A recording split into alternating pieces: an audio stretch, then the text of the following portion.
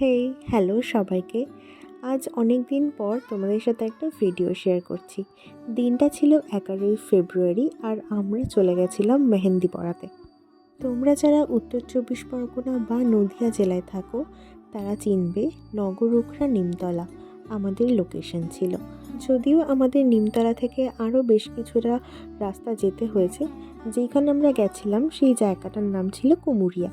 সকাল 11টা নাগাদ আমরা বাড়ি থেকে বেরোই, আর তারপর একটা টোটো, দুটো অটো, তারপর আবারও একটা টোটো পাল্টে আমরা পৌঁছাই আমাদের লোকেশনে। এই যে রাস্তাটা দেখছো এটা হলো নগরুখরা থেকে নিমতলা যাবার রাস্তা। রাস্তাটা বেশ ভালো, সুন্দর, কিন্তু একটু নিরিবিলি। আর আমরা যেই জায়গাটাতে গেছিলাম সেই জায়গাটা একদমই গ্রামের ভেতরে, বাট জায়গাটা খুবই সুন্দর, ভীষণ সুন্দর জায়গা। তবে হ্যাঁ, ওখানে কোনো লাইট পোস্ট নেই, রাত্রিবেলা একেবারে অন্ধকার। দু সাইডের ভিউজ দিনের বেলায় ভীষণ ভালো লাগে, কিন্তু রাত্রের দিকে জায়গাটা সত্যি একটু ভয়ের। আর কিছুই নয়, একদম নিরিবিলি তো।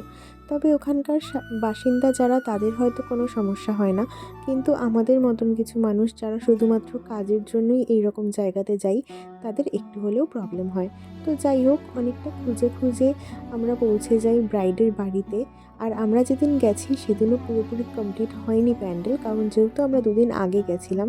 তো যাই হোক, তারপর ব্রাইডের বাড়িতে পৌঁছে বসে পড়েছি ব্রাইডকে মেহেন্দি পরাতে।